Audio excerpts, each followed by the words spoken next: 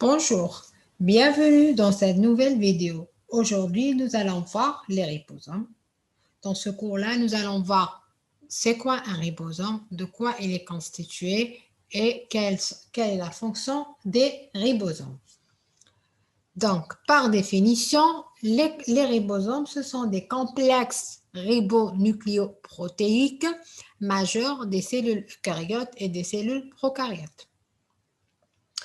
Ils ont été découverts grâce à la microscopie électronique à transmission par Palade en 1953. Il leur a attribué le nom de grain de Palade. Les ribosomes sont de petites particules compactes présents dans toutes les cellules en très grand nombre. Ils catalysent l'assemblage des acides aminés dans un ordre prédéterminé, c'est-à-dire pour la synthèse des protéines. Donc, un allongement des polypeptides, ce qui donne une synthèse de protéines.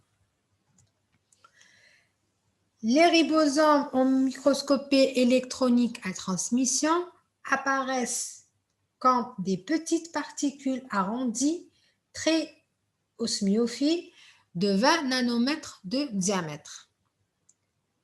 Très osmiophiles, ça veut dire qu'ils sont très denses aux électrons. Donc, ces ribosomes, ils existent dans les cellules soit libres, c'est-à-dire sous forme de deux unités séparées dans le cytoplasme. Donc, quand ces unités sont séparées, donc les ribosomes sont dans un état inactif. Ou bien regroupés en chapelets sur un ARN messager qu'on va appeler un polyribosome ou bien un polysome. Quand ils sont regroupés sur l'ARN messager, ces ribosomes-là, on dit ils sont dans un état actif. Soit ils sont attachés à la surface, sur la surface externe de la membrane nucléaire ou bien du réticulum endoplasmique granuleux. Aussi, on note la présence des ribosomes au niveau de la mitochondrie qui sont libres dans la matrice avec une constante de sédimentation de 50 à 60 S. Et aussi, on va rencontrer les ribosomes dans les plastes. Donc, on les appelle les plastoribosomes, qu'on va les retrouver dans le stroma des plastes, tels que les chloroplastes, les leucoplastes et les amyloplastes. Et ils présentent un coefficient de sédimentation qui varie entre 50 à 80 S. Donc, les mitochondries, donc au niveau des mitochondries, les ribosomes sont appelés les mitoribosomes. Et au niveau des plastes, ou bien les chloroplastes, etc., donc ils sont appelés les plastoribosomes. Les ribosomes ont été mis en évidence par la technique de coloration négative. Donc, la technique de coloration négative, c'est quoi? C'est une technique qui est très utile en microscopie électronique.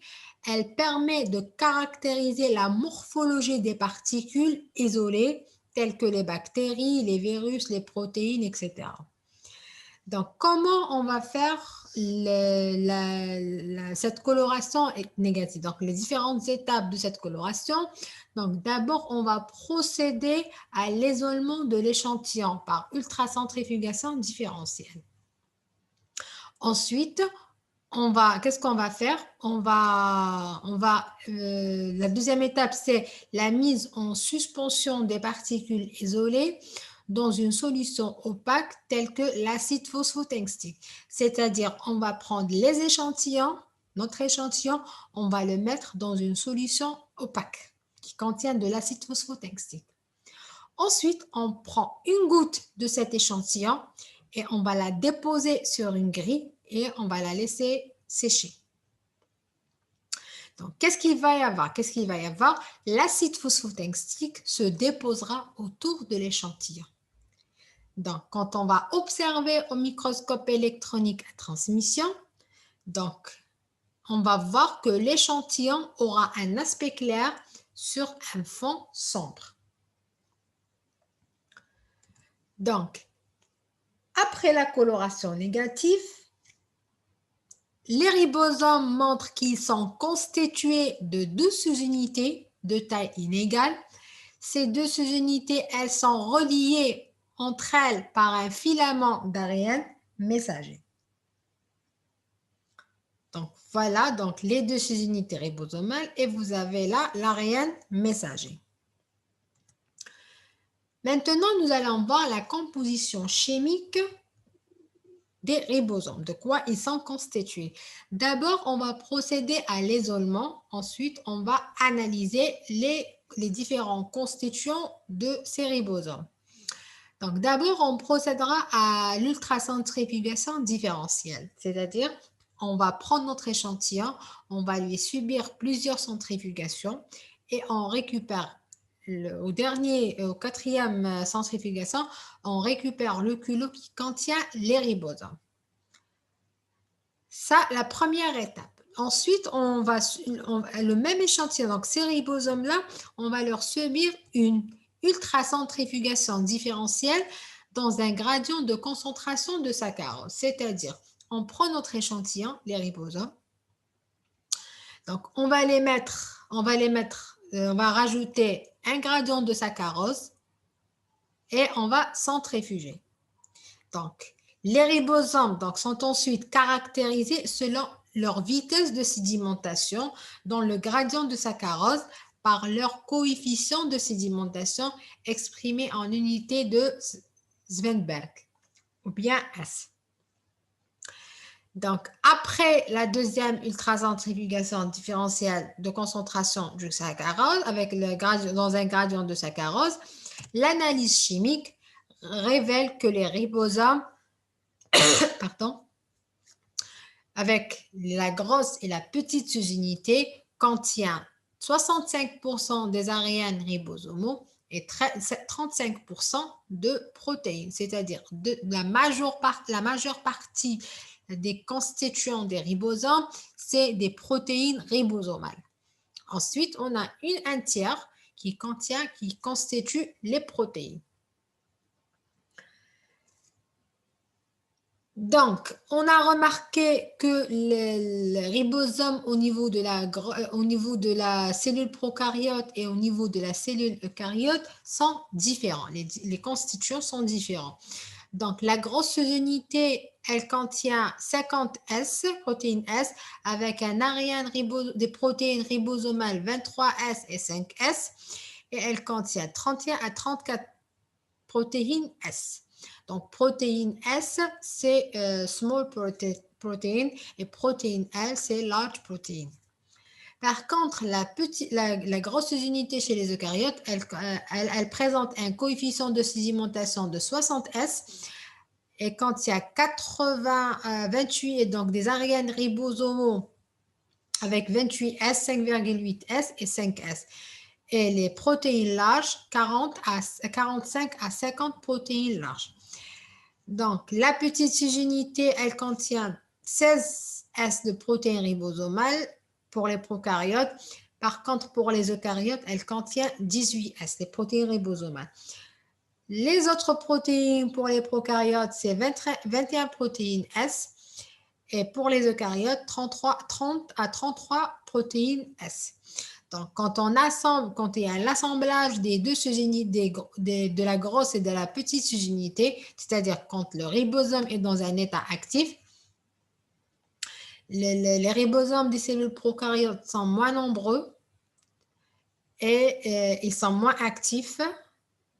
Et les ribosomes des cellules eucaryotes, ils sont plus grands et ils sont plus nombreux. Maintenant, nous allons voir la structure fonctionnelle des ribosomes. Donc, avant de connaître la structure fonctionnelle, d'abord, le ribosome, il possède 4 sites de liaison. Donc, il va présenter un site A qui sera le site qui fixe l'ARN de transfert en transportant un nouveau acide aminé. C'est-à-dire, c'est le site de liaison de l'aminoacide ARN transfert. Il contient un site P, c'est le site de liaison du peptidyl ARN de transfert.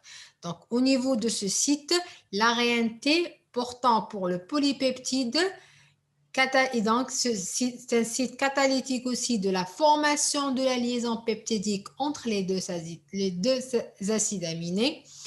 Et il contient le site E, c'est le site exide, c'est le site de liaison de l'ARN vide sortant.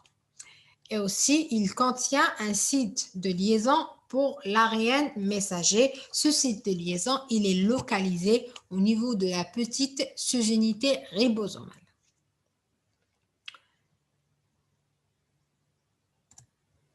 Donc, la fonction principale des ribosomes, c'est la traduction ou bien la synthèse des protéines, qu'on appelle aussi la protéosynthèse.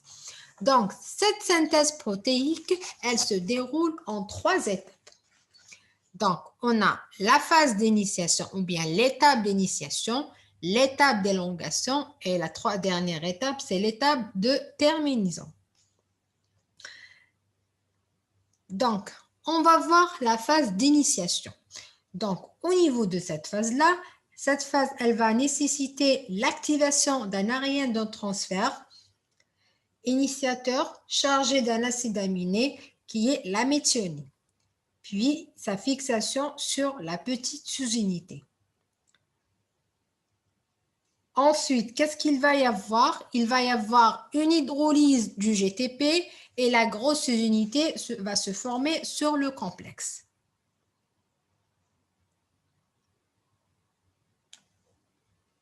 La deuxième phase, c'est la phase d'élongation.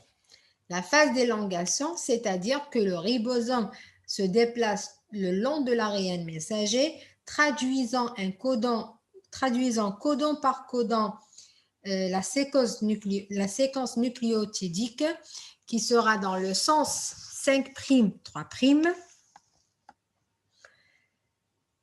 en séquence d'acides aminés.